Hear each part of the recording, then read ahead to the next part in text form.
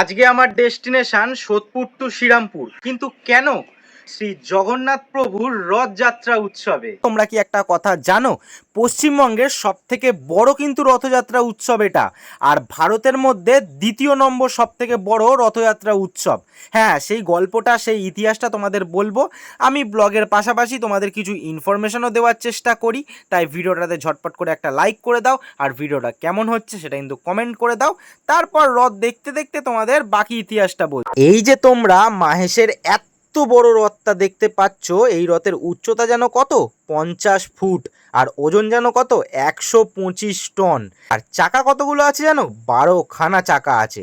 এটা কিন্তু তোমরা জানতে না, আর যদি জেনেও থাকো তাহলেও কমেন্ট করে জানাতে পারো। আর মাহেশের ইতিহাস, কবে থেকে রথ উৎসব শুরু হয়েছিল, আর এবছর কত পরিমাণ ভিড় হয়েছিল, সবটা জানার জন্য ফুল ব্লগটা দেখতে হবে। তার জন্য রিলেটেড ভিডিওতে ক্লিক করে দেখতে পারো।